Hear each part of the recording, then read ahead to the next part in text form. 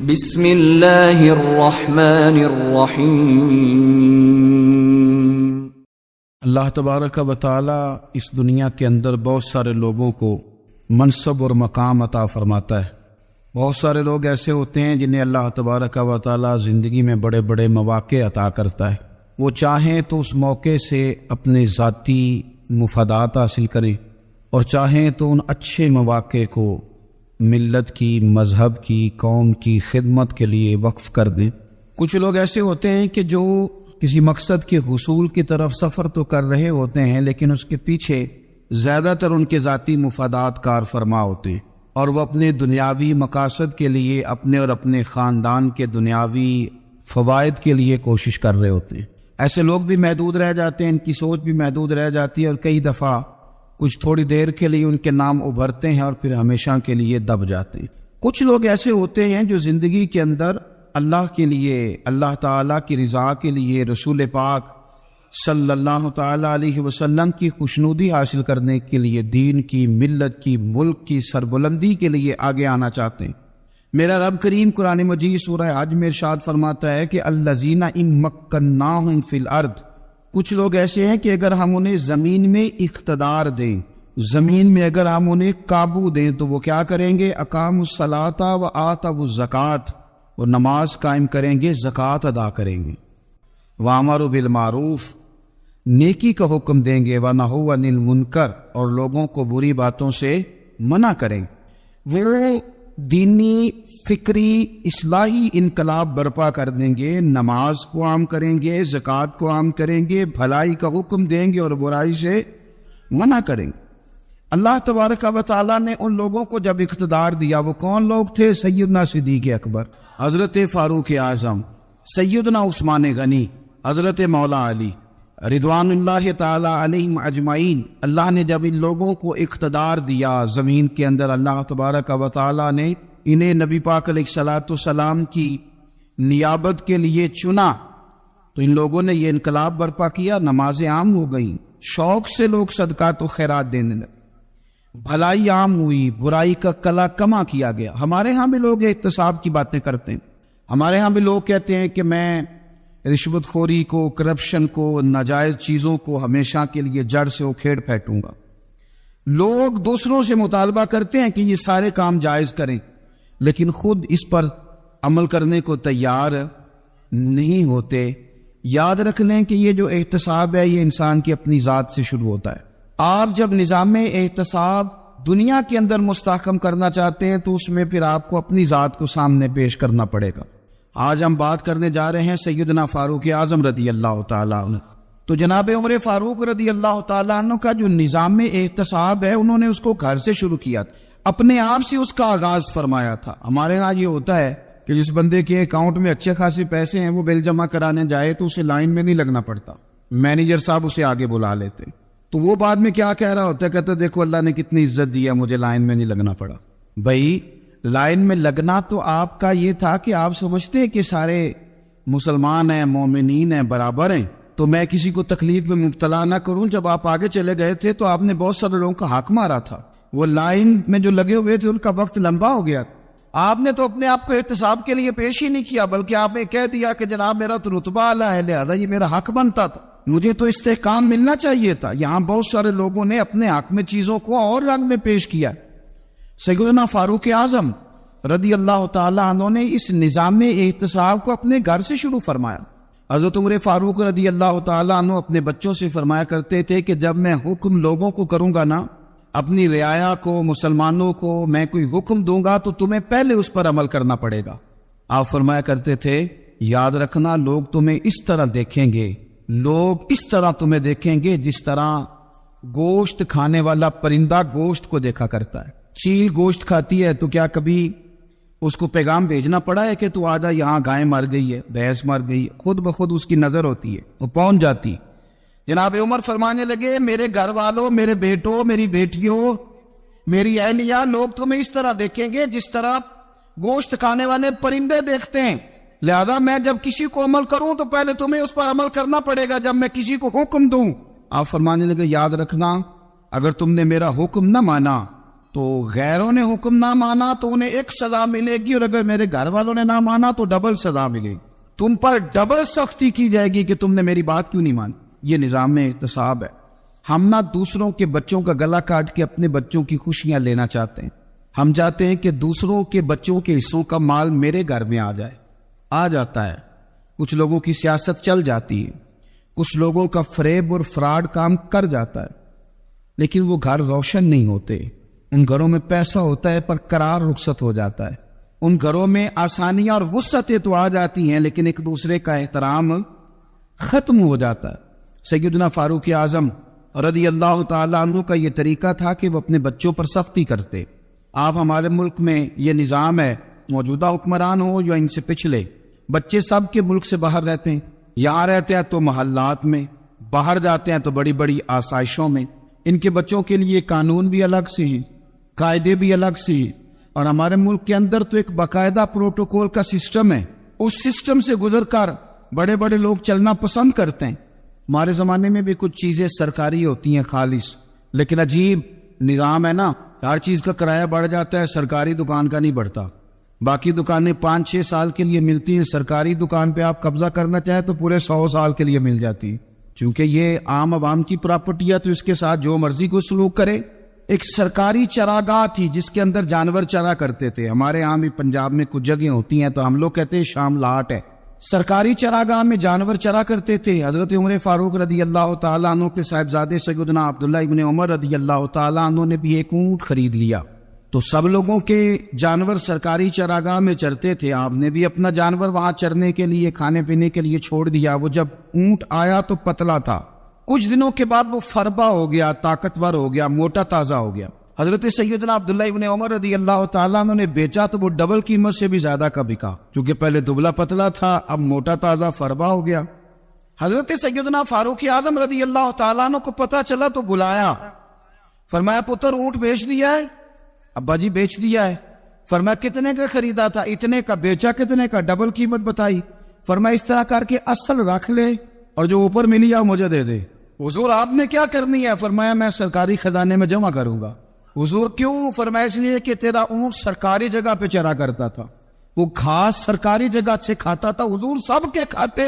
عبداللہ ابن عمر کہنے لگے سب کے کھاتے ہیں، آپ فرمانے لگے تو سب میں شامل نہیں ہے، تو امیر المومنین کا بیٹا ہے، تجھے میں یہ حق نہیں دے سکتا، تیرے اوپر تھوڑی سختی زیادہ کی جائے گی، تجھے یہ حق نہیں ملے گا۔ تو اپنے اونٹ کو چونکہ سرکاری چراگاہ میں چرایا کرتا تھا، لہذا تجھے وہ جو اصل رقم یاد جمع کرانی پڑے گی۔ ہمارے تو بچے پہلی بات تو یہ ہے کہ بات ہی نہیں سنتے، یہ سب کے بچوں کی بات کر رہا ہوں، ٹیچر کے بچے ہوں، سیٹھ کے بچے ہوں، پیر کے بچے ہوں، امام صاحب کے بچے ہوں، کسی کے بچے ہوں، پہلے تو سنتے نہیں۔ اور اللہ خیر کرے اگر آپ کوئی سنانا چاہیں تو فوری طور پر وہ ہوم منسٹری کے پاس پہنچ جاتے، ان کی اماں ان کی وکیل بن جاتی، آپ کیا ہی کچھ نہیں سکتے، حالات رخ بدل جاتے۔ اس کا نقصان یہ ہوتا ہے کہ ان کو تراشا نہیں جا سکتا، ان کو ہیرے نہیں بنایا جا سکتا، ان کے اوپر کچھ ایسی میل کچیل چڑھ جاتی ہے جو بڑی عجیب و غریب ہوتی ہے۔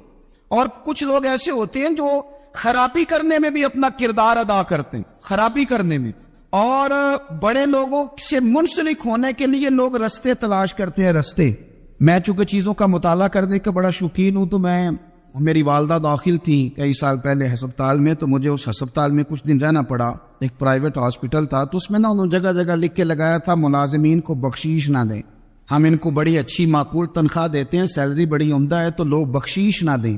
میں نے جو مینجمنٹ کے لوگ تھے ہاسپٹل کی، ان میں سے ایک سے میں نے کہا کہ اگر کوئی بندہ اپنی خوشی سے دینا چاہے تو آپ نے بڑا موٹا لکھ کے لگایا برائے مہربانی ان کو بخشیش نہ دیں۔ اس نے بڑی قیمت، سادہ آدمی تھا پر میری بڑی اس نے مجھے بات بتائی، مجھے نفع ہوا۔ کہنے لگے مولوی صاحب جب کچھ امیر لوگ ہسپتال میں مریض لے کے آتے ہیں تو وہ صفائی والے کو پہلے ہی 500 روپیہ دکھا لیتے ہیں آتے ہی، پھر وہ جیسی آواز دیتے ہیں صفائی والے فٹافٹ اندر آتے ہیں، ان کا کمرہ صاف کرتے ہیں۔ تو سارے تو بیچارے اتنے مالدار نہیں ہوتے کہ آتے ہی پہلے کام والے کو 500 دیں۔ پھر نقصان کیا ہوتا ہے کہ یہ جن کی ذمہ داری ہے بہت ساری ڈیوٹیاں کرنے کی، یہ ڈیوٹی نہیں کرتے، یہ پلٹ کے ان کے طرف دیکھتے ہیں جن کے گھر سے سالن صحیح آتا ہے، ادھر ان کی توجہ زیادہ ہو جاتی ہے، جو نوٹ ان کو زیادہ دکھاتے ہیں، جو پھل لے کے آتے ہیں تو آدھا ان کو دیتے ہیں۔ تو ہم یہ کہتے ہیں یہ کام ہی نہ کرو، یہ اپنی تنخواہ پہ کام کریں تاکہ ہر آنے والے کا درد سمجھیں، ہر ایک کو یکساں یہ سروسز فراہم کریں۔ تو ہم یہ کام کرتے ہیں, ہم ایم پی اے کے اور کسی سے ہمارا تعلق نہ بنے تو ہم جناب اس کے ڈرائیور سے ہی تعلق بنا لیتے ہیں. ہم وہ جو آپریٹ کرنے والا ہوتا ہے ٹیلی فون, اسی سے بڑا تعلق بناتے ہیں, اس کو مٹھائی کا ڈبہ جلدی پہنچا دیتے. تو اسی طرح سے بڑے لوگوں کی اولادوں کو بگاڑا جاتا ہے. حضرت عاصم بن عمر رضی اللہ تعالیٰ عنہ, یہ سیدنا فاروق اعظم کے بیٹے تھے, مصر گئے تو لوگوں کو پتا چلا حضرت عمر کے بیٹے آئے. لوگوں نے تحفے دیے, بڑی بڑی چیزیں آپ کو دی. حضرت عمر کا بیٹا آیا, بڑے گفٹ دیے. تو صاحبزادے واپس آئے تو ان کے پاس بڑے تحائف تھے. سیدنا عمر فاروق رضی اللہ تعالیٰ عنہ نے دیکھا تو فرمایا ادھر لانا تحفے. کہا بھائی لوگوں نے مجھے دیے ہیں. فرمایا تو نے کیوں بتایا تھا کہ میں امیر المومنین کا بیٹا ہوں؟ کہا حضور ان کو ویسے ہی پتا چل گیا. فرمانے لگے پتر یہ تحفے تمہیں اس لیے ملے ہیں کہ تم امیر کے بیٹے ہو, یہ تحفے تمہارا حق نہیں, چونکہ تمہیں اس کرسی کی وجہ سے ملے ہیں اور یہ کرسی مسلمانوں کی ہے, لہذا یہ حق بھی مسلمانوں کا ہی ہے. یہ لا سارے مال غنیمت میں جمع کیے جائیں. آپ اپنے گھر سے جب احتساب شروع کرتے ہیں, اپنے گھر سے, اور یہ یاد رکھیں یہ جو لوگ آتے ہیں آپ کے بچوں کو نوازنے کے لیے, یہ انہیں خراب کرتے ہیں, بگاڑ پیدا کرتے ہیں, یہ عجیب و غریب سی چیزوں میں مبتلا کر دیتے ہیں, بچوں کا نقصان ہوتا ہے. کل کلام پھر جو شاپر اچھا لے کے آئے پیر صاحب کے بچے ذرا اس سے پیار سے ملتے ہیں, نقصان ہو جاتا ہے. یہ دستے نگر ہو جاتے ہیں, یہ لوگوں کی طرف جیتے ہیں, دوسروں پہ ڈپینڈ کرنے لگتے ہیں. حضرت ابو موسیٰ اشعری رضی اللہ تعالیٰ عنہ نے پہلے تو ایک قلین بڑا سونا تھا, تو آپ نے حضرت عمر کے گھر بھیج دیا کہ چلو ان کے گھر میں ان کی اہلیہ بچھا لیں گی. کہیں سے تحفہ آیا. پھر وہ جس کمرے میں مال غنیمت اور خزانہ رکھا جاتا تھا اس کی صفائی کر رہے تھے تو ایک دینار مل گیا. تو وہ دینار بچے سارے جا رہے تھے تو ان میں سے حضرت عمر کے ایک بیٹے کو چھوٹے کو بلایا اور بلا کے کہا پتر یہ دینار لے لو. حضرت عمر نے دیکھا کہ بیٹے کے ہاتھ میں دینار بھی ہے اور گھر میں قالین بھی ہے. ایک موقع پہ وہ قالین گیا, ایک موقع پر بچے کو ایک دینار دیا. تو حضرت عمر اپنی اہلیہ سے پوچھنے لگے یہ کہاں سے آیا قالین؟ کہا جناب ابو موسیٰ اشعری رضی اللہ تعالیٰ عنہ نے بھیجا ہے. بیٹے سے پوچھا دینار کہاں سے آیا؟ کہا مجھے انہوں نے ہی دیا ہے. آپ نے وہ دینار بھی لیا اور قالین بھی لیا اور اس کو لپیٹا اور جناب ابو موسیٰ اشعری کو بلایا اور اتنے سخت ناراض تھے. فرمانے لگے ابو موسیٰ اشعری سے کہنا میرے پاس پیدل آئے, گھوڑے پہ نہ آئے. اور جب آئے حضرت ابو موسیٰ اشعری تو جناب عمر اتنے ناراض ہوئے کہ وہ قالین لپیٹ کر تو ان کے سر پہ مار دیا. فرمانے لگے پکڑو اپنا دینار, تمہیں پورے مدینے میں میرے بیٹے کے علاوہ کوئی اور نہیں ملے تھا جسے تم خراب کر سکو. میرا پتر ہی ملا تھا بگاڑنے کی, کس نے اجازت دی تم میرے بیٹے کو دینار دو؟ کیوں لائے تم میرے گھر میں قالین؟ حضرت عمر فاروق رضی اللہ تعالیٰ عنہ فرمانے لگے میں زمین پہ سونے کا عادی ہوں, زمین چٹیل بھی ہو تو رب کا بندہ بن کے سوتا ہوں تو اللہ مجھے آرام اور سکون کی نیند عطا فرما دیتا ہے. مجھے تمہارے مخملوں کی اور قالینوں کی ضرورت نہیں ہے. احتساب یہاں سے شروع ہوتا ہے بھائی. یاز ہم نہ اپنے گھر میں بیٹھ کے مایوس باتیں کرتے ہیں اور فلانے کے بچے کہاں پہنچ گئے, فلانے کے بعد بڑا پیسہ آ گیا, میں کچے مکان میں رہوں, میں یہ کروں, دیکھو مجھے نہیں سہولی. یہ تو آپ مایوسی والی باتیں کر رہے ہیں, یہ تو آپ کمزور باتیں کر رہے ہیں. یہ تو اس طرح کی باتیں تو ہارے ہوئے لوگ کرتے ہیں. اس طرح کا لب و لہجہ تو ان لوگوں کا ہوتا ہے جو احساس کمتری کا شکار ہوتے ہیں. یہ آپ نے کس طرح کا لب و لہجہ اور اپنے بچوں کو آپ بھکاری بنا رہے ہیں تاکہ دوسروں کو دیکھ کے تو مایوس ہو جائے. اٹھ باندھ کمر کیوں ڈرتا ہے, پھر دیکھو خدا کیا کرتا ہے. آپ کا جو احساس ہے وہ اتنا خوبصورت ہو, آپ کے لہجے کے اندر اس قدر ٹھہراؤ ہو, آپ کو اطمینان آ چکا ہو, اور آپ کے بچے کبھی بھی کمپیریزن نہ کریں اپنا کسی کے ساتھ, کبھی بھی انہیں کرنے نہ دیں. آپ کبھی وہ کبھی یہ بات نہ کریں کہ فلانے زیادہ اچھا کھاتے پیتے ہیں تو ہم کدھر ہے, کرنے نہ دیں. انہیں بتائیں کہ بیٹا اپنی مٹی پہ چلنے کا سلیقہ سیکھو, سنگ مرمر پہ چلو گے تو پھسل جاؤ گے. ان کو بتائیں کہ جو تمہارے پاس ہے یہ خدا کا عطیہ ہے, اسی پر تم نے قناعت کرنی کبھی بھی. حضرت زید بن حارثہ سے نبی پاک صلی اللہ علیہ وسلم کو بڑا پیار تھا. پھر ان کے بیٹے حضور کے غلام زادے حضرت اسامہ بن زید کے ساتھ بھی حضور بڑا پیار کرتے. لیکن یہ تو مسلمہ حقیقت ہے نا کہ عظمت اور شان تو سیدنا فاروق اعظم کی زیادہ ہے. امت کا اتفاق ہے کہ نبیوں کے بعد سب سے بڑا درجہ جناب صدیق اکبر کا, اور پھر اللہ نے مقام عطا کیا حضرت فاروق اعظم کو. یہ بڑے لوگ تھے. ایک دفعہ مال تقسیم ہو رہا تھا تو حضرت عمر رضی اللہ تعالیٰ عنہ نے نا حضرت اسامہ بن زید کو 4000 دینار دیے اور اپنے بیٹے عبداللہ ابن عمر کو 3000 دینار دیے. تو حضرت عبداللہ ابن عمر گھر جا کے کہنے لگے ابا جی اسامہ میں وہ کون سی خوبی ہے جو میرے اندر نہیں, اور اسامہ کے باپ میں وہ کون سی خوبی ہے جو آپ کے اندر نہیں. تو حضرت عمر کی عاجزی دیکھیے، حالانکہ بالاتفاق دنیا جانتی ہے کہ جناب عمر فاروق رضی اللہ تعالیٰ عنہ افضل ہیں، پھر بھی پتہ اپنے بیٹے سے کیا کہتے؟ فرماتے ہیں وہ سن یار، وہ خدمت گزار ہیں نبی پاک کے، وہ بھی حضور کے گھر میں ڈیوٹی کرتے، نوکری کرتے، اور ان کے بیٹے بھی حضور کی نوکری کرتے، یہ خدمت گزار ہیں۔ فرمانے لگے اگر تو نے پوچھ لیا تو سن، پھر میری تو رائے یہ ہے کہ تیرے سے زیادہ اسامہ بن زید حضور کی نظر میں پیارے، اور اسامہ کا باپ تیرے باپ سے زیادہ نبی پاک کا پیارا ہے۔ کوئی کمپیریزن کرنے نہیں دیا، بچوں کو کسی ایسی جگہ کھڑے ہونے نہیں دیا، فرمایا یہ وجہ ہے، یہ انداز ہے کہ تو زیادہ پیارا ہے۔ حضرت عمر فاروق رضی اللہ تعالیٰ عنہ پسند نہیں کرتے تھے، ذرا برابر بھی پسند نہیں کرتے تھے کہ کوئی شخص اور مال آتا تو اپنے رشتہ داروں کو نوازنے سے بچتے۔ مال غنیمت آتا ہے نا، ہمارے ہاں تو اللہ خیر کرے جب کوئی بندہ کونسلر بنتا ہے، چیئرمین بنتا ہے، تو ٹھیکہ کس کو دیتا ہے؟ کوئی چلو بھتیجا مل جائے، کوئی بانجا مل جائے، کوئی چھوٹا بھائی، اسے بھی کام مل جاتا ہے ساتھ۔ نوازنے پہ لوگ آتے ہیں تو وہ تلاش کرتے ہیں کہ کہاں کو میرا ہے، وہ ٹینڈر ہی ان کے نام کے پاس ہوتے ہیں جن کی طرف ذرا نظر کرم زیادہ ہوتی۔ حضرت عمر فاروق مال تقسیم کر رہے تھے تو بیٹی آگے کہنے لگی ابا جی رشتہ داروں کا بھی حق ہوتا ہے، آپ سب کو دیتے ہیں، آپ کے اپنے آپ کے قریب ہی نہیں آتے۔ تو حضرت عمر فاروق نے کیا لفظ کہے، کیا حقیقت ہے، کیا حسن ہے۔ فرمانے لگے پتر یہ مال تیرے باپ کا نہیں، مسلمانوں کا ہے، جب تیرے باپ کا ذاتی مال ہوگا تو اپنے رشتہ داروں کو دے گا، یہ مسلمانوں کا مال ہے، یہ اسی حساب سے تقسیم ہوگا جو عدل کا حساب ہے، جو ترازو ٹھیک ہے۔ فرمایا تو مجھے یہ مشورہ نہ دے، یہ مسلمانوں کا مال۔ یہاں سے نظام احتساب شروع ہوتا ہے، یہاں سے انسان آگے بڑھتا ہے، اور پھر کوئی تکلف نہیں کسی پر حضرت عمر کا، کوئی چھوٹا ہے یا بڑا ہے۔ حضرت ابو سفیان رضی اللہ تعالیٰ عنہ سردار رہ چکے ہیں مکے کے، بڑے آدمی، لیکن نظام احتساب میں کوئی چھوٹا بڑا نہیں ہوتا۔ حضرت عمر فاروق مکہ مکرمہ گئے تو لوگوں نے کہا حضور جناب ابو سفیان نے نا گلی میں پتھر رکھے اور بہت سارے لوگوں کو رستوں میں تکلیف ہو رہی ہے، تو حضرت ابو سفیان رضی اللہ تعالیٰ عنہ سے بھی لوگ کہہ دیتے تو وہ بھی اٹھا دیتے، لیکن لوگوں نے چونکہ وہ سردار تھے، بڑے تھے، تو لوگوں نے ان سے کہا نہیں۔ حضرت عمر جب آئے تو کہا تو جناب عمر نے پرواہ نہیں کی، خود آئے جناب ابو سفیان سے کہا یہ پتھر آپ نے رکھے؟ کہا حضور ہاں۔ فرمایا یہ بھی اٹھائیے، یہ بھی اٹھائیے، یہ بھی اٹھائیے۔ جب وہ اٹھا رہے تھے تو حضرت عمر کہہ رہے تھے شکر نہیں اللہ کا کہ عمر کہہ رہے ہیں اور ابو سفیان مانتے جا رہے ہیں، شکر نہیں۔ یہ نظام احتساب ہے کہ بڑا ہو یا چھوٹا ہو، اس کو یہ حق حاصل نہیں ہے کہ مسلمانوں کو وہ کسی تکلیف میں کسی بھی صورت میں مبتلا کرے، کہیں بھی کسی جگہ بھی، اس کو یہ والی اجازت نہیں۔ حضرت سیدنا عمر فاروق رضی اللہ تعالیٰ عنہ۔ پھر ایک اور بات تھی، میں کئی دفعہ یہ بات کہتا ہوں اور مجھے ذاتی طور پر اس کا بڑا تجربہ ہے، کچھ لوگ نا خوشامد پسند ہو جاتے، بڑی عمدہ تعریف کرتے ہیں، اوئے ہوئے ہو پول باندھتے ہیں پورے، آپ کے پاس آئیں گے تو کہیں گے جناب آپ سے زیادہ اچھا بندہ ہی کوئی نہیں، تو وہ نا آپ سے کام نکلواتے ہیں۔ پھر وہ کسی دوسرے کے پاس جاتے ہیں تو اسی طرح کا رویہ وہ دوسروں کے ساتھ کرتے۔ یہ عام لوگوں میں بھی مرض ہوتا ہے، عام لوگوں میں۔ اور بادشاہ وہ بندہ اگر، پھر تو اس کا دل کرتا ہے میں اگر بادشاہ سلامت ہوں تو دو چار بندے دیہڑی پہ رکھ لوں پر میری تعریف ضرور کریں۔ پابندی ہوتی ہے، لوگ یہ کام بڑے شوق سے کرتے ہیں۔ اور شیخ سعدی فرمایا کرتے تھے لکڑی کو گھن کھا جاتی ہے اور بڑے لوگوں کو خوشامد کھا جاتی ہے خوشامد۔ حضرت عمر فاروق رضی اللہ تعالیٰ عنہ اس معاملے میں بھی بڑے مضبوط تھے۔ ویسے مجھے اور آپ کو اچھا کون لگتا ہے؟ ہماری غلطیاں بتانے والا؟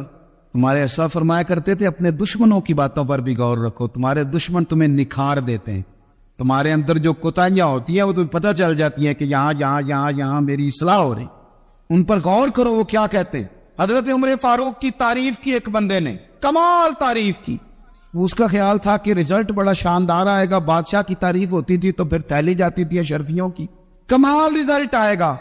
تو حضرت عمر جب وہ پوری کر چکا نا بات تو فرمانے لگے تو خود بھی ہلاک ہوا اور مجھے بھی ہلاک ہی کر دیا ہے، خود بھی تباہ ہوا ہے مجھے بھی تباہ کر دیا، کس طرح کی باتیں کر رہے۔ ایک بندہ اور آیا اور اس نے آ کے کہا کہ پوری امت میں سب سے افضل ہے فاروق اعظم آپ ہی ہیں۔ حضرت عمر فاروق فرمانے لگے تجھے تیری ماں روئے، ابو بکر تجھ سے بھی افضل تھے، تیرے باپ سے بھی افضل تھے، اور صدیق اکبر مجھ سے بھی افضل ہے اور میرے باپ سے بھی افضل ہے۔ یہ تو کس طرح کی بات کر رہا ہے؟ یہاں ہر شے ہضم نہیں ہو جاتی، فوری طور پہ لوگ ڈکار بھی پورا نہیں لیتے۔ قرآن مجید نے کہا فَلَا تُزَكُّوا أَنفُسَكُمْ هُوَ أَعْلَمُ بِمَنِ اتَّقَىٰ، اپنے منہ سے نہ کہو میں پاک صاف ہوں، اللہ زیادہ بہتر جانتا ہے کہ تم میں سے پرہیزگار کون ہے. اپنے منہ سے تعریفیں کرتے کراتے ہو، یہ مزاج چھوڑ دے. حضرت عمر رضی اللہ تعالیٰ عنہ پسند نہیں کرتے. ایک آدمی نہ چلتا تھا وہاں تو بڑا متکبرانہ چال کے ساتھ چلتا. حضرت عمر نے دیکھا، یہاں تک احتساب فرماتے، زمین پہ زور زور سے پیر پٹکتا، چال بڑی اس کی متکبرانہ، لوگ بڑے پریشان ہوتے. حضرت عمر نے ایک دن سمجھایا، باز نہیں آیا. اگلے دن پہ درہ نکال لیا، لگائے 4 درے، فرمایا آج کے بعد نہ چلنا اس طرح مدینے میں پیر پٹک پٹک کے. اس وقت تو اسے غصہ لگا، لیکن کچھ دیر کے بعد نا جب غصہ اترا تو حضرت عمر کے پاس آیا، کہنے لگا حضور اللہ آپ کا بھلا کرے، آپ نے درے نہیں مارے، آپ نے تو شیطان بھگا دیا جو میرے ساتھ چمٹا ہوا تھا. چمٹا ہوا شیطان آپ نے مجھ سے بھگا دیا. یاد رکھیں مسند امام احمد بن حنبل میں حدیث ہے، اللہ کے پیارے رسول صلی اللہ علیہ وسلم فرماتے ہیں جو دنیا میں متکبرانہ چال کے ساتھ چلتا ہے نا، قیامت کے دن وہ اللہ سے اس حال میں ملے گا کہ رب اس سے ناراض ہوگا. متکبرانہ چال سے نہیں چلیں گے. تو حضرت فاروق اعظم رضی اللہ تعالیٰ عنہ کا یہ طریقہ تھا کہ آپ خیال کرتے. اور پتہ کس طرح کا آپ کا مزاج تھا؟ فرماتے تھے تقسیم کرو، دوسروں کا بھی خیال رکھو. جس طرح بندہ دیوانہ وار نہیں لوگوں کا خیال رکھتا کہ بندہ بگڑے کوئی نہ، دیوانہ وار. کچھ لوگ تبلیغ کرتے ہیں رسمی، اور کچھ لوگ ایسے ہوتے ہیں جو لوگوں کی اصلاح میں دیوانے ہو جاتے. ان کی خواہش ہوتی ہے یہاں بھی بندہ ٹھیک ہو جائے، یہاں بھی بندہ ٹھیک ہو جائے، یہاں بھی بندہ ٹھیک. کچھ لوگ کڑی نگرانی کرتے ہیں کہ انسان بگڑنے نہ پائے. حضرت عمر فاروق رضی اللہ تعالیٰ عنہ نا گوشت والی دکان کے پیچھے جا کے بیٹھ گئے کئی دنوں تک. وہ کہنے لگا حضور یہاں کیا ہے؟ فرمایا تو اپنا کام کرنا. گوشت والی دکان پہ بیٹھے کام کر اپنا، نگرانی کرنے لگے حضرت عمر. پھر آپ نے نا وہ بندے پکڑ لیے. کون؟ جو 2 دن مسلسل گوشت خریدنے آئے، پکڑ کے کھڑا کر لیا. فرمایا تو کل بھی گوشت لینے آیا تھا؟ حضور ہاں. فرمایا آج پھر کھائے گا؟ حضور جی. تو آپ فرمانے لگے کیا تیرے محلے سے غربت ختم ہو گئی ہے؟ تیرے رشتہ دار سارے پیٹ بھر کے کھاتے ہیں تو 2 دن گوشت لینے آتا ہے. فرمایا آج کے بعد مسلسل گوشت لینے آیا تو درے سے ماروں گا، خبردار یہ کام نہ کرنا. یہاں تک نظام احتساب کا جب خیال رکھا جائے پھر حالات بگڑا نہیں کرتے، پھر وہ قابو میں رہا کرتے. حضرت عمر فاروق رضی اللہ تعالیٰ عنہ اس ترتیب کے ساتھ اصلاح کرتے، اس ترتیب کے ساتھ. سیدنا فاروق اعظم رضی اللہ تعالیٰ عنہ کی ایک بات آخر میں عرض کرنی ہے، وہ میں بھی اپنے اوپر لاگو کروں، آپ بھی غور کریں. حضرت عمر فاروق رضی اللہ تعالیٰ عنہ نے نا خط لکھا حضرت ابو موسیٰ اشعری کو. آپ فرمانے لگے یاد رکھنا جو گورنر، جو امیر اپنے رب کریم کی فرما برداری کرتا رہتا ہے نا، اس کی رعایا بھی اس کی فرما برداری کرتی. اور جو لوگ اپنے رب کریم کی فرما برداری چھوڑ دیتے ہیں، پھر جنہوں نے ان کی فرما برداری کرنی ہوتی ہے وہ ان کی فرما برداری چھوڑ دیتے. آپ نے سپہ سالاروں کو خط لکھے تھے، فوج کے جو جرنیل تھے، کمانڈو تھے، ان کو خط لکھے تھے. فرمایا جو سپاہی نماز نہیں پڑھتا اسے فوج سے نکال دو. اور ساتھ لکھا تھا یاد رکھو جو رب کا وفادار نہیں وہ ہمارا کیسے ہو سکتا ہے، نکال دو ان لوگوں کو، فوج سے الگ کر دو. ہم آج جو بے پناہ پریشان ہیں، ہمارے بچے بات نہیں مانتے، شاگرد بات نہیں مانتے، ہم شکوے کرتے ہیں، بے ادبی بڑھ گئی. ادب کے ساتھ میں گزارش کروں گا بڑوں کی بارگاہوں میں، جو میری طرح کے بڑے بنے ہوئے ہیں، بزرگوں سے نہیں بات کرتا، ان سے میں کہوں گا کہ ہمیں ایک دفعہ اپنے اوپر بھی تو غور کر لینا چاہیے. کہیں ایسا تو نہیں ہے کہ ہم جب تک اللہ تعالیٰ کے فرما بردار تھے، جب تک ہم تقوی کے معیار پر تھے، ہماری بات ماننے والے ہماری بات مان رہے تھے. کہیں ایسا تو نہیں کہ ہم اس معیار سے ہل گئے ہیں تو اب جو ہمارے فرما بردار تھے وہاں سے ہل گئے. حضرت عمر رضی اللہ تعالیٰ عنہ فرمایا کرتے تھے کہ لوگوں کو عجب میں مبتلا نہیں ہونا چاہیے. خود پسندی کا جو ماحول ہوتا ہے اس سے لوگوں کو ہمیشہ نکلنا چاہیے. حضرت عمر کے ایک صاحبزادے نے کنگھی کر لی، اچھا لباس پہن لیا تو درہ مارا جناب عمر نے. تو آپ کی بیٹی کہنے لگی ابا یہ تو بالکل جائز ہے، اچھے کپڑے پہننا، اچھا لباس پہننا اور سر میں کنگھی کر لینا، اس پر درہ کیوں مار دیا؟ تو آپ فرمانے لگے بیٹا یہ خود پسندی میں مبتلا ہونے لگا تھا، یہ اپنے آپ کو بہت بھلا سمجھنے لگا تھا، اس کا خیال تھا کہ میں ہی ہوں، میرے علاوہ کوئی نہیں. یہ اس مقام پہ جا رہا تھا جہاں اس کی تربیت رک جاتی، اس لیے درہ مارا ہے. ایک دفعہ حکومتی معاملات کے اندر آپ کی اہلیہ نے مشورہ دینا چاہا. بڑے کام بیویاں نہیں کرتی، بڑے بڑے معاملات میں مداخلت نہیں کرتی. ہمارے بر صغیر میں وہ بادشاہ نہیں گزرا کہ جو فیصلہ کرتا تھا تو کرسی پہ بیٹھ جاتا تھا اور پردے کے پیچھے اس کی بیوی بیٹھ جاتی تھی، اور جب وہ فیصلہ سنانے لگتا تو یوں گردن پیچھے کرتا اور اہلیہ جو کہتی وہ فیصلہ سنا دیتا. لیکن ایک دفعہ خاتون نے ایک آدمی کو حضرت عمر نے معزول کیا تو آپ کی اہلیہ نے اس آدمی کی اہلیہ حضرت عمر کی اہلیہ سے ملی ہوگی، تو خاتون نے ذرا سفارش کرنی چاہیے، تو جناب عمر فاروق رضی اللہ تعالیٰ عنہ کے ہاتھ میں عصا تھا، ڈنڈا تھا، 2-3 دفعہ زمین پہ مارا اور میں تمہیں کس نے اجازت دی ہے حکومتی معاملات میں مشورہ دینے کی؟ یہ مشورہ مولا علی دیں گے یا عثمان غنی دیں گے؟ آپ کو کس نے اجازت دی؟ وہ حکومتی معاملات، وہ مسلمانوں کا اجتماعی معاملہ، وہ مسلمان دیکھیں، آپ کو اس میں آنے کی اجازت نہیں ہے۔ جو آپ کی ذمہ داریاں ہیں، آپ کے حقوق ہیں، ان پر آپ بات کریں۔ تو بھائی نظام میں احتساب اپنی ذات سے شروع کریں۔ ہماری اولادیں، ہمارے بچے، وہ باہر سے انہوں نے زیادہ اثر نہیں لیا، ہم نے انہیں بتایا کہ ہم بڑے غریب ہیں، ہم بڑے مجبور ہیں، ہم تو بڑے کمزور ہیں، ہماری تو سنتا کوئی نہیں، یہ تو امیروں کا ملک ہے، اس میں تو فلانے کو اہمیت حاصل ہے۔ ان باتوں نے ہمارے بچوں کو کمزور کیا ہے، ان باتوں نے ہمارے بچوں کے دلوں میں احساس کمزوری پیدا کیا۔ آپ ان کو جینا سکھائیں، آپ ان لوگوں کو بتلائیں کہ رب کریم نے جو تمہارے لیے بہتر سمجھا وہ تمہیں اپنے فضل سے بڑا عطا فرمایا ہے۔ آپ ان کو ان کے مقام پر رہ کر خوددار اور قناعت پسند ہونا سکھائیں، آپ یقین کریں گھر امن والا بن جائے گا۔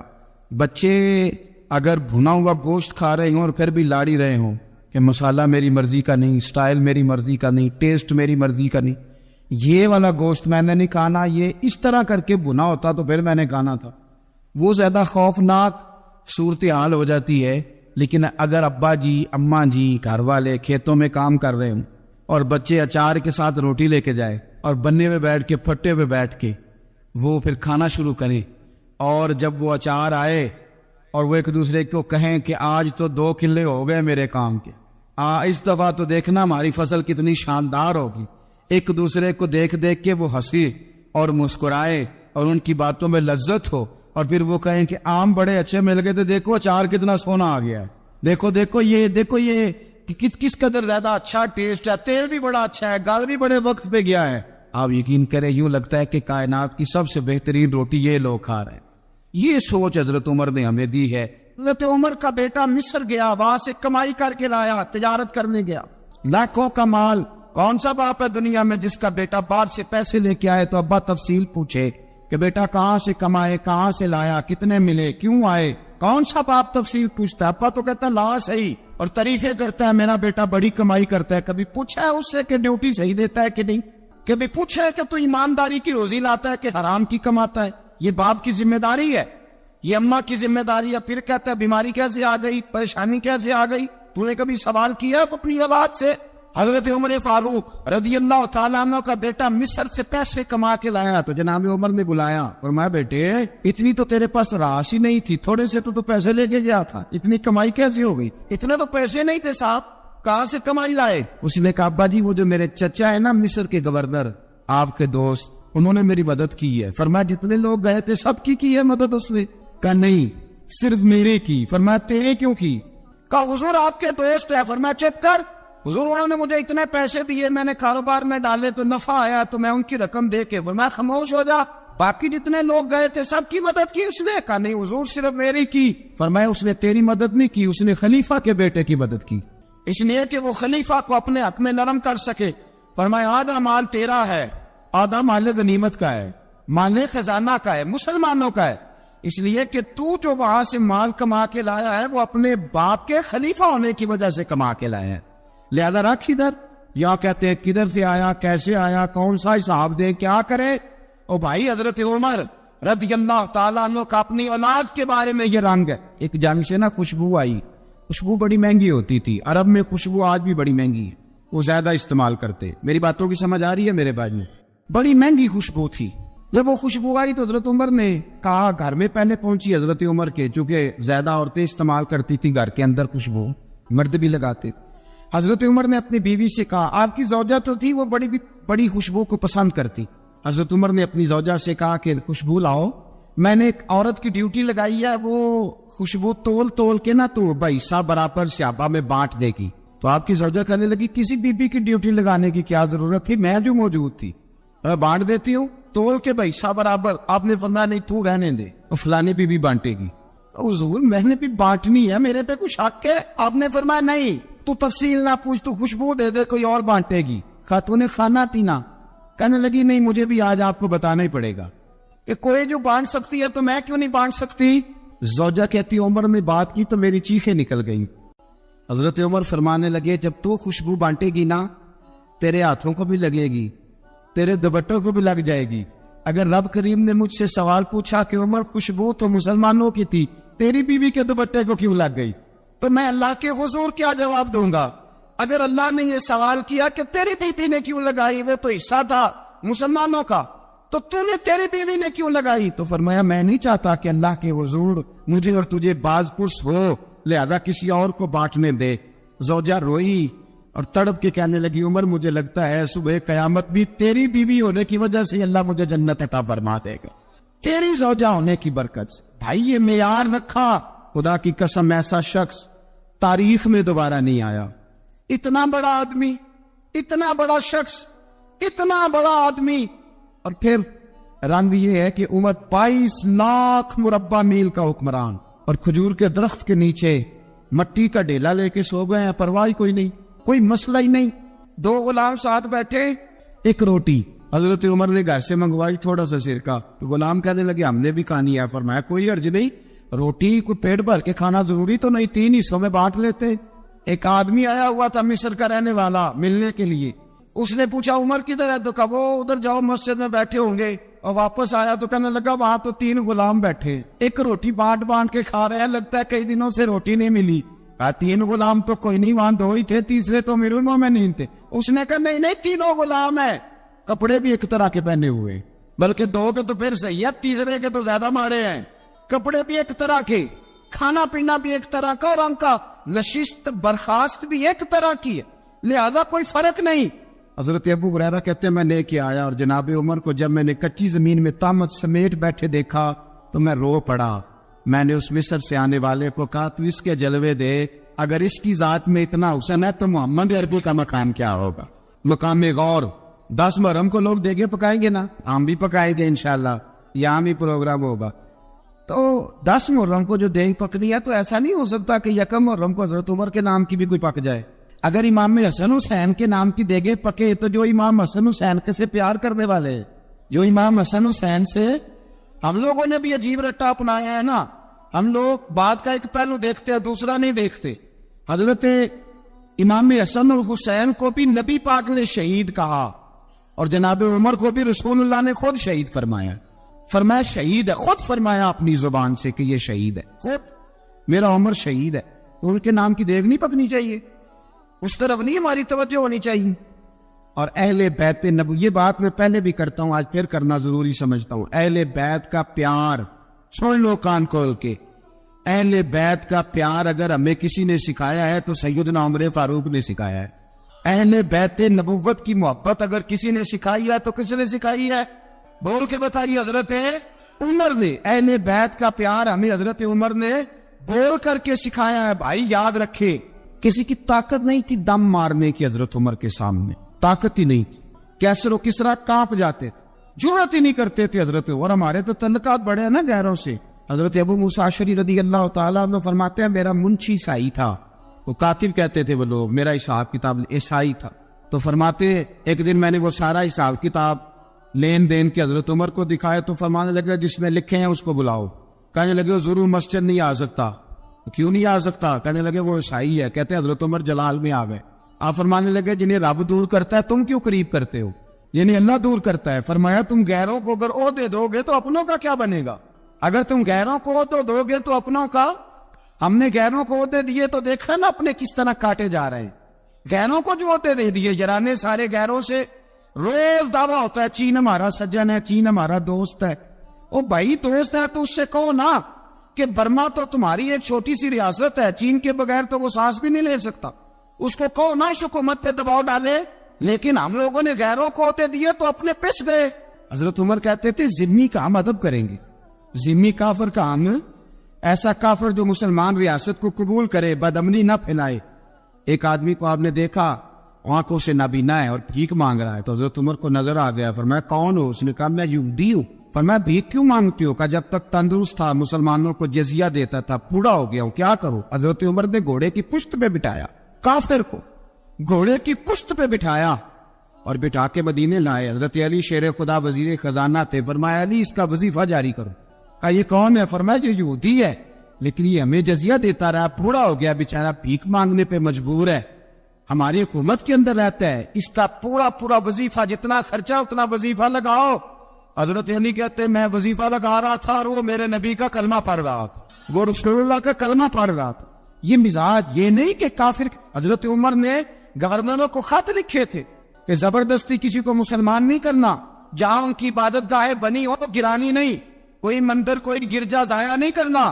اسلام سب کو جینے کا موقع دیتا ہے, پر بے ایمانو ظالمو بدذاتو تمہیں یہ کہتا ہے کہ ہم تمہیں جینے کا موقع دیتے, تم بھی مسلمانوں کو جینے کا موقع دو. امام حسن ملنے, آپ یقین کریں میں جب اس واقعہ کو پڑھتا ہوں تو میرا دل جھوم جاتا ہے. میں کہتا ہوں یار ڈاٹا ہونا اپنی جگہ پہ, عشق ہونا اپنی جگہ پہ, انسان کا باوقار ہونا اپنی جگہ. جہاں کھڑے ہونا تھا وہاں یہ کھڑے ہوتے تھے, اور جہاں جھکنا تھا وہاں یہ. ان لوگوں نے اقبال نے کہا تھا تیری نگاہ ناز سے دونوں مراد پا گئے, عقلِ غیاب و جستجو عشق حضور و اضطراب. جہاں اگر آیا ہے سامنے کیسر و کسرا تو عمر جیسا دلیر کوئی نہیں, اگر سامنے آیا ایران کا بادشاہ تو عمر جیسا تگڑا کوئی نہیں, اگر آیا ہے سامنے غسان کا بادشاہ تو عمر جیسا عادل کوئی نہیں. لیکن اگر علی کا بیٹا آیا ہے, اگر فاطمہ کے لال پارے آئے ہیں تو پھر فاروق اعظم سے جیسا محب کوئی نہیں, پھر ان سے جیسا پیار کرنے والا کوئی نہیں. اندر بیٹھے ہیں جناب عمر, اندر تنہائی میں کچھ وزیروں سے گفتگو ہو رہی ہے, میٹنگیں جاری ہے. آپ کے بیٹے ملنے آئے جناب عبداللہ ابن عمر, ابا جی ملنے آئے, بات ٹھہرو بات کر رہا ہوں, کوئی نہ اندر آئے. صاحبزادہ باہر کھڑا ہے, تھوڑی دیر گزری تو امام حسن بھی آ گئے. کون آئے؟ آپ کو عجب ملے گا امام صاحب کا نام لینے سے, وہ سردار ہے جنتیوں. حسن تیری نسل پاک میں ہے بچہ بچہ نور کا, تو ہے نور تیرا سب کرانا. امام حسن آئے تو حضرت عبداللہ ابن عمر کو دروازے پہ کھڑے دیکھا. کامر المومنین کہاں ہے؟ کہنے لگے حضرت عمر کے بیٹے. کہنے لگے وہ اندر بیٹھے, کچھ میٹنگ ہو رہی ہے اور انہوں نے کہا کوئی اندر نہ آئے, لیکن آپ جانا چاہے تو چلے جائیں. تو انہوں نے کہا جب آپ باہر کھڑے ہیں تو مجھے کوئی اتنا ضروری کام نہیں, اور ابھی زور کی نماز تھوڑی دیر میں ہوگی, میں مسجد میں مل لوں گا امیر المومنین سے. یہ بات کہہ کے امام حسن چلے گئے. یار اتنی بڑی بات نہیں تھی, اور میرے استادوں کا بیٹا بھی آئے تو کہا ٹھیک ہے جی وہ سوئے ہوئے, تو کوئی غرض نہیں یار میں ٹھہر کے آ جاؤں گا, کوئی بڑی بات نہیں تھی. دیکھا جائے تو بڑی بات نہیں تھی, پر بات بہت بڑی تھی, اس لیے کہ یہ خالی حسن نہیں, یہ حسن ابن علی ہے, یہ حضرت فاطمہ کے لخت جگر. حضرت عمر باہر نکلے, عبداللہ ابن عمر سے پوچھا کوئی آیا تو نہیں؟ تو کہا حضور امام حسن آئے تھے. تو کہا پھر شہزادے کو اندر کیوں نہیں بھیجا؟ کہا میں نے کہا تھا. وہ کہنے لگے اگر امیر المومنین مصروف ہیں تو میں ظہر میں مل لوں گا. حضرت عمر رونے لگے, فرمایا بیٹے تو نے اچھا نہیں کیا. پھر مسجد نہیں گئے, سیدھے امام حسن کے دروازے دستک دی. امام حسن باہر آئے, کہا شہزادے آئے تھے تو ملے کیوں نہیں؟ تو امام حسن کہنے لگے حضور آپ کا اپنا بیٹا دروازے پہ کھڑا تھا, اور منع بھی کیا تھا آپ نے, تو میں زور میں مل لیتا. حضرت امام حسن فرماتے جوش جذبات میں جناب عمر نے سر سے پگڑی اتار دی, جوش جذبات. کہنے لگے حسن میرے بیٹے کا اور آپ کا کیا مقابلہ؟ کیا اس کی ماں کا نام فاطمہ الزہرا ہے؟ کیا اس کی نانی کا نام خدیجہ الکبریٰ ہے؟ کیا اس کے نانے کا نام محمد مصطفیٰ ہے؟ آپ کا اور اس کا کیا مقابلہ؟ پھر رو پڑے اور کہنے لگے بیٹے میں مکے کے صحراؤں میں اونٹ چرایا کرتا تھا, یہ جو میرے سر پر عزت کے بال ہیں یہ تیرے نانے کے اگائے ہوئے. میں مکے کے خبردار شہزادے خبردار. او بھائی اہل بیت نبوت کے ادب کا رنگ اگر سکھایا ہے تو سیدنا عمر نے سکھایا ہے. حضرت عمر فاروق اتھارٹی ہے, اسلام کی اتھارٹی. یکم محرم حضرت عمر کی شہادت ہے. یہودی بول اٹھا, کافر بول اٹھا. اگر 6 مہینے عمر دنیا میں اور رہتے تو دنیا میں کوئی کافر موجود نہ ہوتا. 6 مہینے. اور جب اس بطل جلیل کا جنازہ اٹھا, اللہ بخاری پڑھیے نا, اللہم ارزقنا شہادت فی سبیلک, اللہ بسترے کی موت نہ دینا, شہادت کی دینا. عمر شہید ہوئے, مسجد نبوی میں نماز پڑھاتے, اور جب جنازہ اٹھا تو مدینے کا پھر پیچھے جو دلیر بچے وہ مولا علی تھے. جناب عمر کا جنازہ اٹھا تو سب سے پہلی آئے جو نکلی وہ حضرت علی کی زبان سے نکلی, اور حضرت ساری داڑھی افسوس سے بھر گئی. لوگوں نے کہا کہ علی کیا ہوا؟ فرمانے لگے تم دیکھ نہیں رہے جنازہ کس کا اٹھا ہے؟ پلٹ کے دیکھو تو صحیح، پتہ نہیں یہ کون گیا ہے؟ کہ حضور کیا ہوا؟ آپ فرمانے لگے عمر اس طرح کے کام کر کے گیا ہے، اب ان کے رستوں پہ کون چلے گا؟ کون اس کے جگر راہ وفا میں نقش ایسے چھوڑ آیا ہوں، میں جس منزل سے گزرا ہوں وہ اب تک یاد کرتی ہے۔ حضرت علی حضرت عمر کے جنازے پہ کھڑے ہو کے کہتے ہیں اللہ مجھے اس طرح کے عمل کرنے کی توفیق دے جس طرح کے عمر کر کے گیا۔ میرے بھائی قتل عزیز، قتل حریت، حضرت عمر رضی اللہ تعالیٰ عنہ جو اپنی زندگی انقلاب والی گزار کے گئے۔ عمر جب دنیا سے گئے تو 80 دینار کا قرضہ تھا، 22 لاکھ مربع میل کا حکمران، اور اپنے بیٹے سے کہنے لگے بیٹے کوشش کرنا تیرے خاندان والے مل کے میرا قرضہ اتار دے، میری قبر پہ بوجھ نہ رہے، اور اگر خاندان والے مدد نہ کریں تو میرے دوستوں سے بات کرنا، وہ مدد نہ کرے تو پھر علی سے بات کرنا۔ ان کا پیار آپس میں اتنا، اور تو اختلاف ثابت کر رہا۔ 80 دینار کا قرضہ چھوڑ کر حضرت عمر دنیا سے گئے، اور جاتی دفعہ کہہ گئے میرے بعد میرے بچوں کو حکومت کے مشورے میں بھی شامل نہ کرنا، حکومت کے مشورے میں بھی میری اولاد شامل نہ ہو۔ اتنا بڑا شخص اتنا بڑا رنگ دے کے یکم محرم کو جب عمر فاروق کا وصال ہوا تو بیٹے سے کہنے لگی اماں عائشہ سے جا کے کہو میرا بھی نبی پاک کے روزے میں دفن ہونے کو دل کرتا ہے۔ ایک قبر کی جگہ ہے اماں جی نے اپنے لیے رکھی ہے، بخاری یا بخاری۔ حضرت عائشہ کے پاس صاحبزادے گئے، کہنے لگے اماں جی عمر کو زخم لگ گیا ہے، حالت بڑی پریشانی والی ہے۔ وہ کہتے ہیں اگر اماں اجازت دے۔ سید عائشہ رو پڑی، فرمانے لگی کہ وہ اپنی قبر کی جگہ تو نہیں نہ کسی کو دیتا، پر عمر نے کمال ہی بڑا کیا، اسے کہو جاؤ گنبد خضرا میں قیامت تک جو مصطفیٰ پہ اور ابو بکر پہ سلام پڑے گا وہ تجھ پہ بھی سلام پڑھ کے جائے، جاؤ میں نے جگہ دی۔ حضرت عمر فاروق رضی اللہ تعالیٰ عنہ مدینے کی گلی سے گزر رہے، امیر المومنین ہے، مدینے کی گلی سے گزر رہے ہیں، ایک گھر کے اندر سے بچیوں کے رونے کی آواز آئی، بچیاں رو رہی ہیں، اور بچی اپنی ماں سے کیا کہتی ہے؟ کہتی اماں ابو بکر تو اب انتقال کر گئے، حضرت عمر کا پہلے دن ہے خلافت کا، اب ہمارا کیا بنے گا؟ ابو بکر تو وصال کر گئے۔ حضرت عمر فاروق رضی اللہ تعالیٰ عنہ نے رونے کی آواز سنی، دروازے پہ دستک دی، کہا بیٹو کیا بات ہے؟ تو بچیاں کہنے لگی عمر ہمارے ابا جی ہماری 10-15 بکریاں ہیں، تو ہمارے والد صاحب ان کا دودھ دھو کے بیچا کرتے تھے، گزارا ہو جاتا تھا۔ جس دن ابا جی فوت ہوئے تو اس دن سے لے کر ابو بکر صدیق روز عصر کے بعد آیا کرتے تھے، ہماری بکریوں کا دودھ دھو کے دیتے تھے، کچھ ہم پیتی تھی کچھ بیچ لیتی تھی، گزارا چلتا تھا۔ جس دن ابو بکر صدیق خلیفہ بنے تو ہم نے جا کے کہا ابو بکر اب کون دودھ دھوئے گا؟ تو سیدنا صدیق اکبر رضی اللہ تعالیٰ عنہ نے فرمایا بیٹے پہلے تو میں مرضی سے خدمت کرتا تھا، اب تو مصطفیٰ کی امت کی نوکری میری ڈیوٹی بن گئی ہے، تو میں آؤں گا۔ بچیاں رو رہی ہیں، حضرت عمر کو بتاتی ہے، کہتی ہیں ابو بکر چلے گئے ہیں تو ہم پریشان ہیں، یتیم ہیں، لوارث ہیں، بھائی کوئی نہیں، کون آئے گا، کون دیکھ بھال کرے گا؟ حضرت عمر فاروق گھٹنوں کے مال زمین پہ بیٹھ گئے، ان چھوٹی چھوٹی بچیوں کو سینے سے لگایا، فرمانے لگے میں ابو بکر کا کیا کروں، میرے لیے رستے بڑے مشکل کر گیا ہے، میں اس کے کس بادشاہ وقت ہو کے وہ غریبوں کے گھروں میں آ کے ان کی بکریوں کا دودھ بھی دھوتا تھا، امیر المومنین ہو کے یہ رنگ بھی تھا، اور میں بیٹیوں فکر نہ کرنا، جب تک عمر زندہ رہے گا، عمر آتا رہے گا، یہ نوکری کرتا رہے گا۔ کوئی دن بیتے تو حضرت عمر فاروق کو یاد آیا مدینے میں ایک بوڑھی اماں بھی رہتی ہے جس کا کوئی گھر کا کام کرنے والا نہیں، اور جس بی بی کا کوئی بال بچہ نہیں، اور آنکھوں سے بھی وہ نابینی ہے۔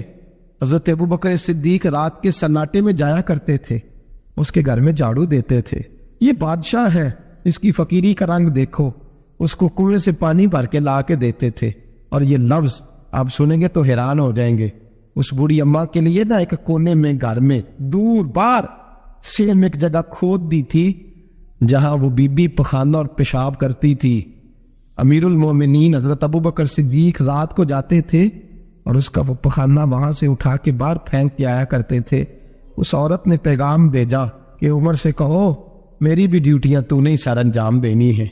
عمر فاروق ساری رات کام کرتے، سناٹا گہرا ہوتا، جھاڑو دبایا ہے بغل میں، اور عمر فاروق نکلے ہوئے، اس بی بی کے گھر میں جھاڑو دیا جا رہا ہے۔ حضرت انس بن مالک فرماتے میں نے آخری عمر میں بھی اس بوڑھے عمر کو دیکھا ہے، اس بڑھاپے میں بھی میں نے اس شخص کو دیکھا ہے کہ جب وجود کمزور ہو گیا، داڑھی سفید ہو گئی، لیکن پھر بھی اس کا انداز نہیں بدلا۔ اس نے ساری زندگی بادشاہی میں فقیری کر کے گزار دی، یہ پھر بھی کسی کے گھر میں جھاڑو دیتا ہے، کسی کی بکریوں کا دودھ دھوتا ہے، یہ کسی غریب میرے دوست یہ۔ اور جب سیدنا فاروق اعظم رضی اللہ تعالیٰ عنہ خطبہ دینے بیٹھتے تو کپڑے پھٹے ہیں، پیبند لگے ہیں، مزاج سادہ ہے، بڑا مال آیا ہے، بڑا مال، لیکن تقسیم کر دیا۔ اور یہی انداز آگے اپنے گورنروں کو دیا۔ حضرت سعید بن عامر رضی اللہ تعالیٰ عنہ آپ کے گورنر ہیں، حمص کے گورنر ہیں۔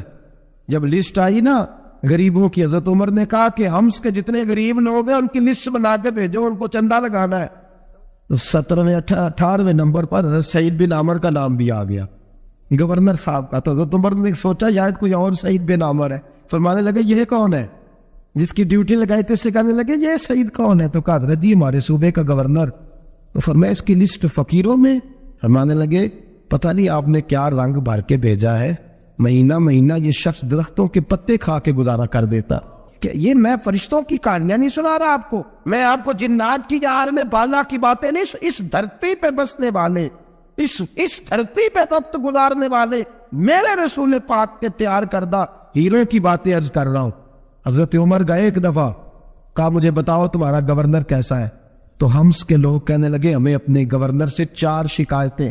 کون کون سی؟ کا پہلی بات تو یہ ہے کہ گورنر صاحب کو چاہیے فجر کے وقت آئے، یہ سورج نکل آتا ہے تو باہر آتے ہیں گھر سے، آپ کہہ کے تو دیکھیں کسی معمولی سرکاری ملازم سے بھی۔ پھر آپ دیکھیے آپ کا کیا بنتا ہے، کہا یہ سورج نکلتے وقت آتے ہیں۔ دوسری شکایت یہ ہے کہ دن کو ملتے ہیں رات کو نہیں ملتے۔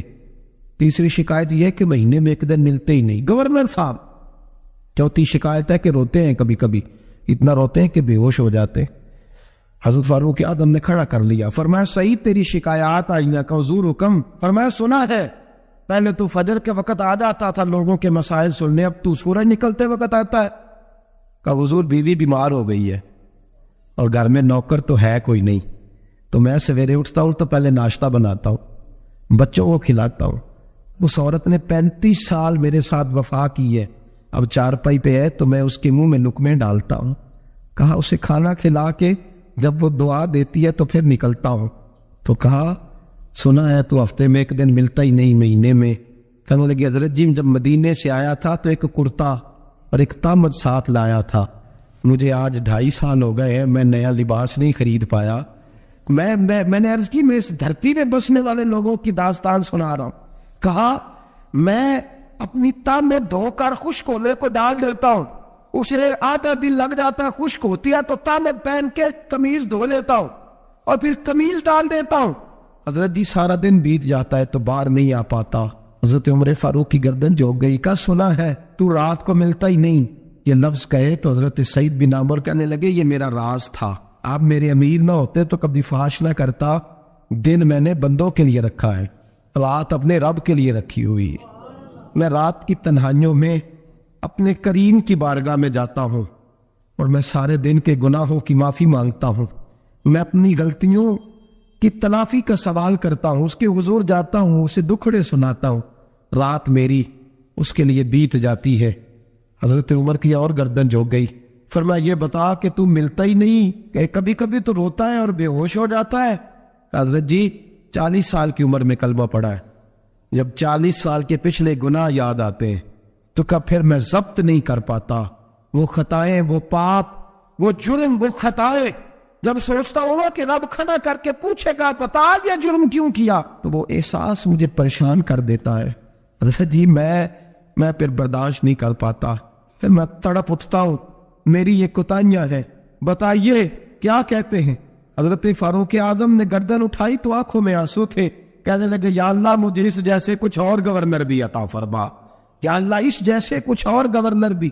عزیزو اپنا حال کیا ہے، ملک شام جب فتح ہوا تو حضرت سعد بن ابی وقاص رضی اللہ تعالیٰ عنہ کہتے ہیں کہ کچھ لوگ مجھے کہنے لگے کہ ہم آپ سے معاملات طے نہیں کریں گے، ہم جزیہ دیں گے، ٹیکس دیں گے، اسلامی حکومت کے زیر اثر آئیں گے، لیکن آپ سے معاملات طے نہیں کریں گے، اپنے امیر کو بلائیے۔ تو حضرت سیدنا سعد بن ابی وقاص کہتے ہیں میں نے خط لکھا، فرماتے خط لکھا، حضرت عمر کو. میں نے کہا جناب آئیے. جواب میں حضرت عمر نے خط میں جواب لکھا کہ فلاں دن فلاں تاریخ فلاں وقت میں ملک کے شام پہنچ جاؤں گا. حضرت سیدنا عمر چلے گھر سے, ایک غلام, ایک گھوڑا, ایک نیزہ. حضرت فاروق اعظم نے کچھ کھجوریں, خشک کھجوریں, کچھ سرکہ باندھ کے رکھ لیا رستے میں کھانے کو. یہ بادشاہی میں فقیری ہو رہی ہے. لاکھوں مربع میل کا حکمران ہے, کروڑوں لاکھوں روپے پاس پڑے ہوئے ہو. وہ ساری چیزیں رکھ لی اور سیدنا عمر فاروق رضی اللہ تعالیٰ عنہ چلنے لگے. اب غلام سے کہنے لگے بھئی میرا گھوڑا ذرا ماڑا ہے, کمزور ہے, طے کر لیں اتنے میل تو گھوڑے پہ بیٹھے گا, میں پیدل چلوں گا, پھر اتنے میل میں گھوڑے پہ بیٹھوں گا, تو پیدل چلے گا. ملک کے شام پہنچنے کا وقت آ گیا. جب وقت آیا تو پیدل چلنے کی سواری حضرت عمر کی تھی, ان کی باری تھی پیدل چلنے کی, اور سواری پر سوار ہونے کی باری غلام کی تھی. تو یہ لوگ رشتے کرتے ہیں نا تو کرائے کی کار لے کے چلے جاتے ہیں. بعد میں وہ پوچھتے ہیں کہ تجھے کار تے آئے سو. ہم اپنے آپ کو بنانے کے لیے جھوٹی انا بھی خریدنی پڑے تو خریدنے سے ہم پرہیز. ہم جو بتاتے ہیں وہ ہم ہوتے نہیں, اور جو ہوتے ہیں وہ ہم بتاتے ہیں. حضرت سیدنا عمر فاروق رضی اللہ تعالیٰ عنہ سواری پہ غلام ہے, خود پیدل ہے, اور حال کیا ہے, بارش ہوئی تھی تو کچھ پانی کھڑا تھا چھوٹے چھوٹے جوہڑوں میں, چھوٹے چھوٹے تالاب بنے ہوئے تھے, پانی کھڑا تھا. تو حضرت عمر فاروق رضی اللہ تعالیٰ چمڑے کے جوتے پہنے, وہ جوتے دونوں اتار کے تو بغل میں دبا لیے. حضرت سعد بن ابی وقاص فرماتے ہیں اسی بغل میں نیزہ رکھ لیا اور تامت تھوڑا اونچا کر لیا کہ پانی سے چلنا ہے, اور غلام کو گھوڑے پہ بٹھایا ہے اور گھوڑے کی لگام پکڑی ہے تو یوں پیچھے رکھی ہوئی ہے, اور حضرت سیدنا فاروق اعظم رضی اللہ تعالیٰ عنہ آ رہے ہیں. غلام کہنے لگا حضور لوگ دیکھ رہے ہیں, مہربانی کرے بیٹھ جائیں. فرمانے لگے نہیں باری تیری ہے, تو ہی بیٹھے گا. اس نے کہا حضور نہیں وہ تو ٹھیک ہے, کوئی باری فرض تو نہیں نہ ہو گئی, آپ مہربانی کریں آپ آ جائیں, ذرا لوگ آ رہے ہیں. فرمایا تمہیں کہا تھا, غلام کا تھا, میں نے تیسری دفعہ کہا تو حضرت عمر نے جلال سے دیکھا, اور جناب عمر کا جلال تو زمین کانپنے لگ جاتی تھی. کہتے ہیں کہا حضور آپ آ جائیں, تو کہتے تجھے کہا ہے نا تم کر کے بیٹھا رہے. کہتے ہیں میں گھوڑے پہ ہی کانپنے لگا. غلام اب حضرت سعد بن ابی وقاص کہتے ہیں سورج غروب ہو رہا تھا, شعائیں پانی میں پڑ رہی تھی. حضرت عمر پانی سے, میں نے غور سے دیکھا تو دوڑا گیا. جا کے نا بچے نہیں مشورہ دیتے ابا جی کو, ابا جی آج نہیں خریدا, دور بدل گیا جی. کہتے میں دوڑا گیا اور جا کر کے حضرت سیدنا عمر فاروق کو کہا حضور مہربانی کریں, ٹھیک ہے آپ کی درویشی سے کون آگاہ نہیں, وزیر کھڑے ہیں, سفیر کھڑے ہیں, بڑے بڑے عمراء, بڑے بڑے ملکوں کے حکمران ہیں, آپ مہربانی کریں یہ تام ذرا نیچا کریں, اور جوتا پہن لیں, اگر خراب ہو گیا تو اللہ نیا بھی دے دے گا, اور مہربانی کرے ذرا غلام کو کہیں نیچے آ جائے. حضرت عمر کہنے لگے تمہیں کیا تکلیف ہے؟ کہا حضرت جی وہ وزیر مشیر کھڑے ہیں, یہودی ہیں, عیسائی ہیں, نجرانی ہیں, وہ بڑے بڑے مذاہب کے بڑے بڑے ملکوں کے, آپ کا بڑا نام سنا ہے. حضرت سیدنا سعد بن ابی وقاص فرماتے ہیں میرے ساتھ اتنا ترش رویہ حضرت عمر کا پہلے کبھی نہیں ہوا. کہتے ہیں ماتھے پہ شکن آیا اور کہنے لگا تجھے تیری مار ہوئے, ان 4 لوگوں کے لیے میں اپنے نبی کا طریقہ چھوڑ دوں, ان 4 دنیا داروں کے لیے نبی پاک کا طریقہ چھوڑ دوں. فرمانے لگے سر سے پگڑی اتاری حضرت عمر نے جلال میں, فرمانے لگے میرے سر پہ جو بار ہے نا یہ مجھے کسی دنیا دار نے نہیں دیے, یہ ساری عزتیں مجھے آمنہ کے نام میں عطا فرمائی ہے, اور میں ان محبوب کا طریقہ ان 4 لوگوں کی خاطر چھوڑ دوں. فرمایا قرآن کہتا ہے ان اللہ یامر بالعدل والاحسان, جب میں نے خود عدل کا تقاضا یہ رکھا ہے کہ کبھی وہ بیٹھے گا کبھی میں بیٹھوں گا, باری اس کیا تو میں کیسے بیٹھ جاؤں. حضرت سعد بن ابی وقاص فرماتے ہیں اسی درویشی میں سلام اس پر کہ جس نے بادشاہی میں فقیری کی. کہتے ہیں اسی درویشی میں حضرت عمر پہنچے تو جو پہلے ڈرا کرتے تھے جب حضرت عمر آئے تو انہیں کامتے بھی دیکھا, روب اور بڑھ گیا, ان کے دلوں کے اندر حضرت عمر کا دبدبا اور بڑھ گیا, اور میرے کانوں میں کہنے لگے سعد پہلے سنا تھا لیکن دنیا سچی کہتی ہے, جو حال محمد اور محمد کے غلاموں کا ہے صلی اللہ علیہ, وہ دنیا میں دوسرا کوئی حاصل کر سکتا. آج ہمارے پروٹوکول, ہمارے دبدبے, ہماری انا پرستیاں, ہمارے دعوے, ہمارے طریقے, میرے عزیزوں لوگ ہمیں آ کے مثال دیتے ہیں, کہتے ہیں یورپ کی فلاں گلی میں یہ ہوتا ہے. میں نے کہا وہ گرد راہ کو نہیں پہنچ سکتے, یہ ساری چیزوں تو میرے مصطفیٰ کے غلاموں سے حاصل کی ہیں لوگ, ہم نے چھوڑ دی, غیروں نے اپنا لی. خدا را اپنی زندگی میں تبدیلی لائیں. درویشی, سادگی, بے تکلفی, یہ زندگی حسین ہوتی ہے, یہ زندگی سکون والی ہوتی ہے, یہ زندگی اچھی ہوتی ہے, یہ فرحت اور تازگی والی ہوتی ہے. اپنے آپ کو ان تکلیفوں اور آلائشوں میں مبتلا نہ کرے. اگر اللہ مال دے، عزت دے، دولت دے، اللہ تعالیٰ نفاست عطا کرے تو پھر اپنے آپ کو سادہ کریں، آزاد کریں، کھلی ہوئی کتاب بنا کے اپنے آپ کو رکھیں۔ مجھے ایک بچہ کہنے لگا حضرت جی جب بھی آتے ہیں آپ کہیں بیٹھے مل جاتے ہیں، ہم کسی کو لا کے کہتے ہیں جناب حضرت جی بڑے مصروف ہیں اور آپ یہاں آگ تاپ رہے ہیں جلا کے، مہربانی فرمائیں۔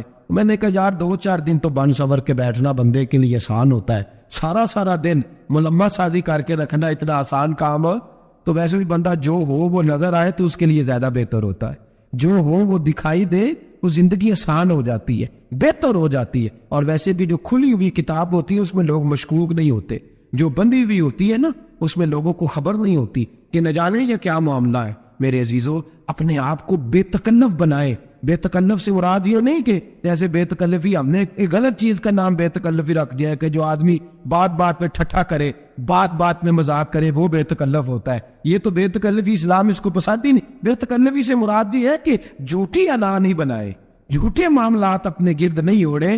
اپنی اگر اللہ آپ کو بہت زیادہ مال و دولت دیتا ہے تو جتنا وہ اللہ رومی کہتے ہیں جتنا ٹہنی پہ پھل زیادہ لگتا ہے نا اتنی وہ ٹہنی جھک جاتی ہے، جو اکڑی ہوتی ہے سمجھو وہ خالی ہوتی ہے۔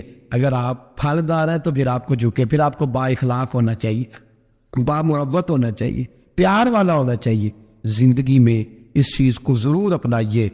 بڑے لوگ وہی ہوتے ہیں ان کا کردار بڑا ہوتا ہے، بڑے وہی ہوتے ہیں جن کی بات بڑی ہوتی ہے۔